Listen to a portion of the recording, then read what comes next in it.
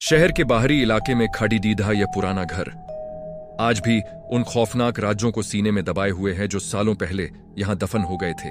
Police की team जब अंदर पहुंची तो उन्हें धूल और सन्नाटे के सिवा कुछ नहीं मिला, लेकिन दीवारें कुछ और ही बयां कर रही थीं। दीवार पर खून जैसे गहरे लाल रंग से एक डरावनी चेतावनी लिखी थी, कमरा नंबर 307 कभी खाली नहीं रहता। इस सुराग ने इंस्पेक्टर को होटल शांति रेजिडेंसी की ओर मोड़ दिया, एक ऐसी जगह जहां जाने से लोग दिन के उजाले में भी कतराते थे। होटल के अंदर का मंजर किसी कब्रिस्तान जैसा शांत था। रिसेप्शन पर बैठा वह बूढ़ा शख्स जैसे सदियों से किसी का इंतजार कर रहा हो। जब इंस्पेक्टर ने कमरे नंबर 307 के बारे में पूछा तो उस बूढ़े की आंखों में एक अजीब सी चमक तैर गई और वह धीरे से मुस्कुराया। कहानी 10 साल पीछे जाती है। रिया एक जवान लड्डेच की बदहवास हालत में इसी होटल की दहलीज पर खद्दी थी। उसे बचने के लिए किसी पनाह की जरूरत थी और उस बूढ़े ने उसे कमरा नंबर 307 की वही मनहूस चाबी थमा दी। रिया ने कमरे में कदम रखा और दरवाजा बंद कर लिया, ये सोचकर कि वह सुरक्षित है, पर खतरा तो कमरे के भीतर ही था। तभी सन्नाटे को चीरते हुए दरवाजे पर जोरदार दस्तक हुई। ठक ठक ठक, जैसे कोई मरहूम बाहर खद्दा अंदर आने की जिद कर रहा हो।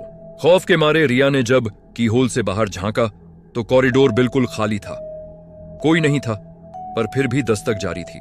जैसे ही वह पीछे मुद्दी कमरे के पुराने आईने में उसने अपनी जगह एक झुलसी हुई आकृति को देखा, एक जली हुई लड्डचकी की रूह। चीखते हुए रिया बाहर भागी, लेकिन होटल का कॉरिडोर अब एक अंतहीन भूल भुलैया बन चुका था।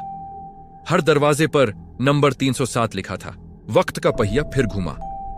बूढ़े रिसेप्शनिस्ट ने इंस्पेक्टर की आंखों में झांकते हुए कहा, वो कमरा अब एक जाल है और आप सब इसमें आ चुके हैं। अचानक रिसेप्शन के दरवाजे पर फिर वही आवाज गूंजी, प्लीज दरवाजा खोलो। एक ऐसी आवाज जो ठंडी हवा के झोंके जैसी थी। इंस्पेक्टर ने कांपते हाथों से दरवाजा खोला, पर बाहर कोई नहीं था, सिर्फ फर्श पर बने गीले पैरों के ताजा निशान। जब वह पलटा तो उसके होश उड़ियाच गए।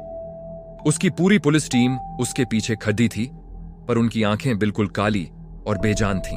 वे सब एक साथ एक ही स्वर में बुदबुदाए, अब तुम भी 307 का हिस्सा हो।